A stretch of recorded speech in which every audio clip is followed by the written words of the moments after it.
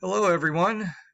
Today's lesson is about engines, which is what I was going to do before we got shut down. I had a cart that I was about to fill with all kinds of parts, and they said go home. So today we're going to spend the time learning about engines. All right, what's inside them, how they work, the systems that are in it, that kind of stuff. All right, so you can see from this title screen, I found the coolest picture I could find online, but that engine, as cool as it is, doesn't work because it's got holes in it. It's just like missing stuff. But I figure it's a good way to get you guys into this. All right, so at the core of everything, okay, when we're talking about engines, we're using energy to produce power. Right? The chemical energy in the fuels converted to heat by the burning of fuel at a controlled rate, and that is called combustion. Right? So what happens inside an engine is combustion. That's the same thing that happens in an oil burner in your house. If the combustion occurs in a power chamber, the engine's called an internal combustion engine, and that power chamber is on top of the piston below the cylinder head. That's the power chamber. Engines used in automobiles are internal combustion heat engines, right? They convert chemical energy of gasoline into heat within a power chamber, which is called now the combustion chamber. Now, it's kind of funny because if you go to other things, this combustion chamber is not inside the engine, but outside, right? And that's where internal combustion engine comes from, right? Heat in the combustion chamber raises the temperature of the gases in the chamber. The increase in gas temperature causes the pressure of the gases to increase. Pressure developed within the chamber is applied to the head of the piston or a turbine wheel to produce a mechanical force, then converted to useful mechanical power. Right? So the biggest misconception is that inside the engine we have explosions making it run, but we don't have explosions. We have the spark plug igniting the fuel like a fuse, and then that fuse lights up all the way across the fuel that's in that chamber, and then the gases expand, and that's what pushes the piston down, not quote unquote the bang. Right? We don't have a bang, we have a whoosh, and then the pressure expansion. Right? So focus on that. Think about what your conceptions are on how an engine actually is operating. Right? So inside an engine, we start with the thing that holds everything, right? This is called the engine block. This is the part that holds all the internal guts, so to speak. It holds the rotating assembly, which involves the crankshaft, the camshaft, the pistons, the connecting rods, oil pumps, all these things that turn. The materials are made out of cast iron or aluminum.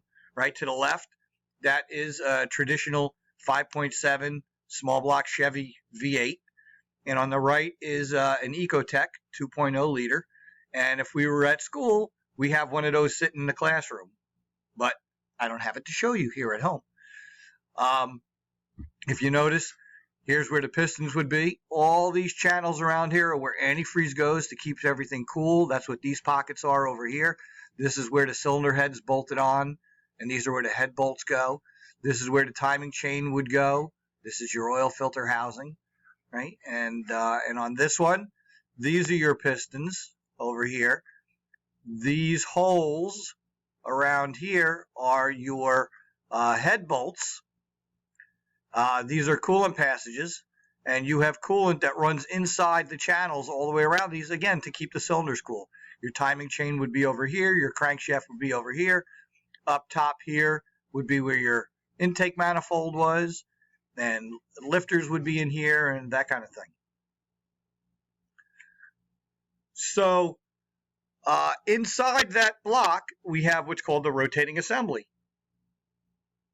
And this is the rotating assembly. You have a harmonic balancer. What happens is every time that piston is moving in a direction, we get forces that want to cause vibrations and things like that. The purpose of the harmonic balancer is to absorb these vibrations and dampen them, like as if you heard a bell and then you put your hand on the bell and it squashes the sound. Same thing happens. when you see people using lightweight flywheels and lightweight harmonic balancers, those vibrations don't get dampened as much, and that can hurt an engine. So anyway, this is your crankshaft. This is your harmonic balancer. These are your pistons. These are your connecting rods attached to your crankshaft. That's your rotating components that are in there. Now, what will happen is there'll be a timing chain or a timing belt that tethers this to a camshaft, and that's how we get our timing. And then up on top would be cylinder heads, which are these things over here. And then we have the timing of everything that goes, right? So our crankshaft, our pistons, our connecting rods, our wrist pins.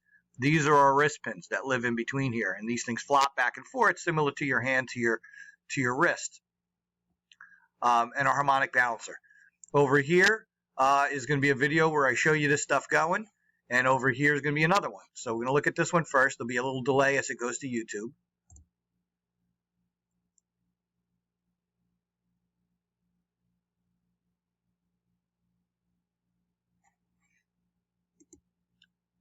All right, so this is known as a cam in block V8. The camshaft is down here. Up here is your lifters, your valve stem, your rocker arms. Here's your pistons. Now, when you're looking at this, blue is air being drawn into the cylinder. The explosion-looking thing is the lighting of the gases. And then the gray is the pushing out of the exhaust gas afterwards.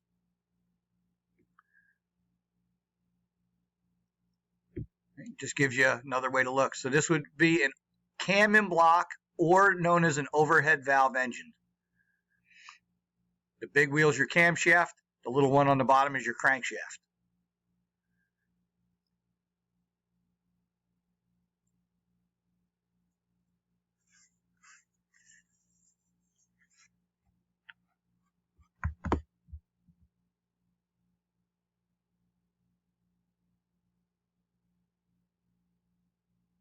These are known as roller lifters. Notice that you have these little wheels pushing on the camshaft, and that's called a push rod that's going up, and that's what pushes the rocker arms at the top.